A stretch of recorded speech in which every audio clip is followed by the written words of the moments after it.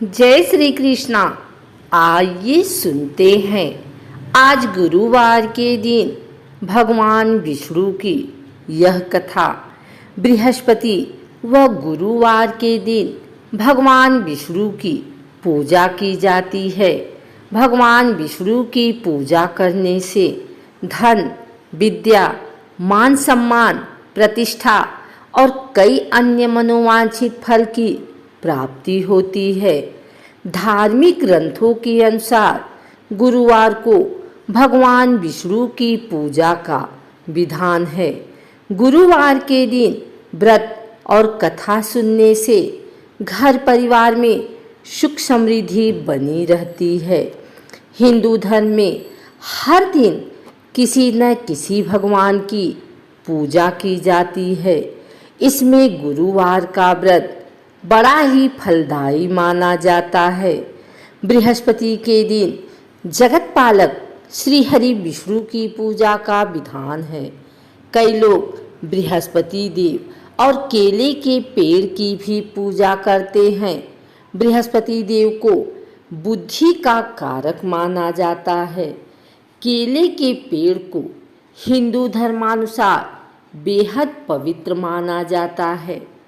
कथा के अनुसार प्राचीन काल की बात है।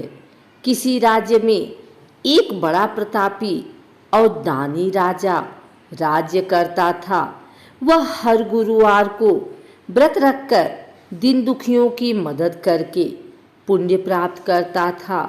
परंतु ये बात उसकी रानी को अच्छी नहीं लगती थी। वह न तो व्रत करती थी और न ही दान पुण्य में विश्वास रखती थी।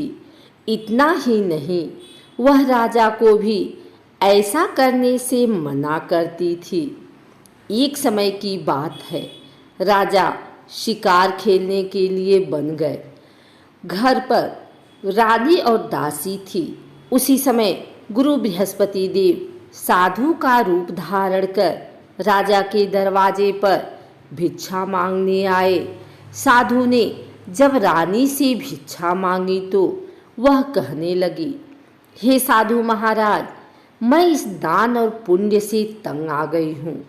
आप कोई ऐसा उपाय बताएं जिससे कि सारा धन नष्ट हो जाए और मैं आराम से रह सकूं।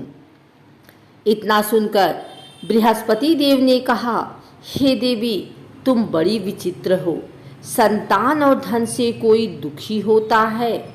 अगर अधिक धन है तो इसे शुभ कार्यों में लगाओ। कुंवारी कन्याओं का विवाह कराओ।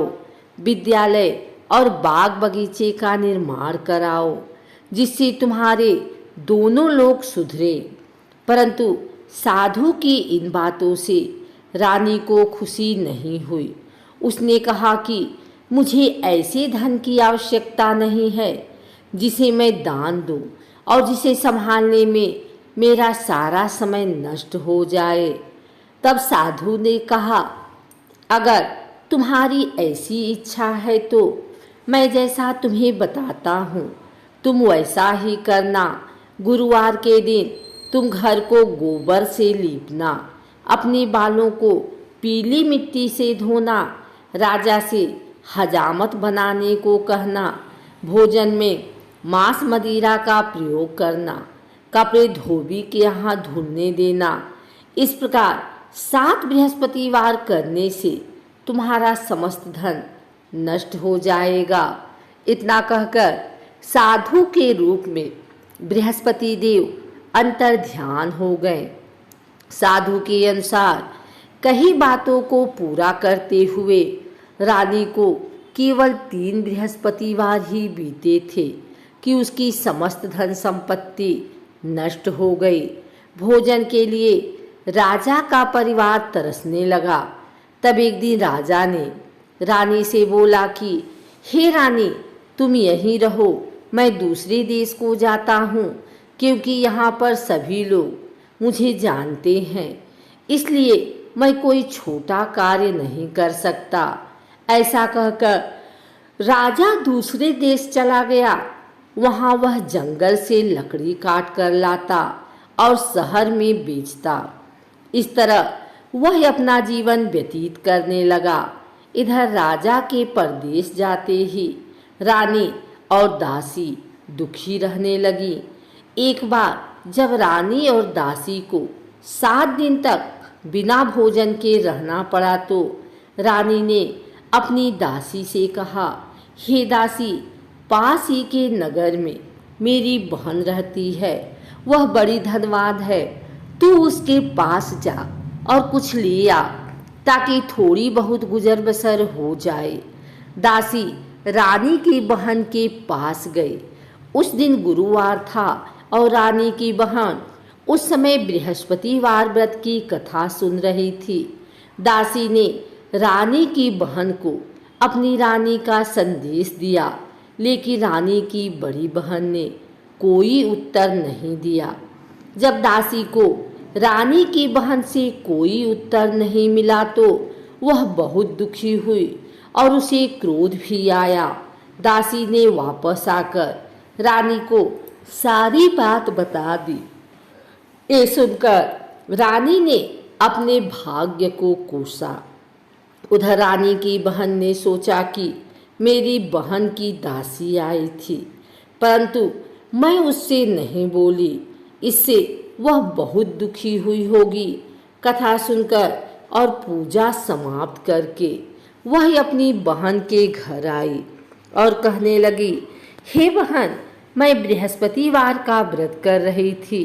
तुम्हारी दासी मेरे घर आई थी, परंतु जब तक कथा होती है तब तक न तो उठते हैं और न ही बोलते हैं, इसलिए मैं नहीं बोली।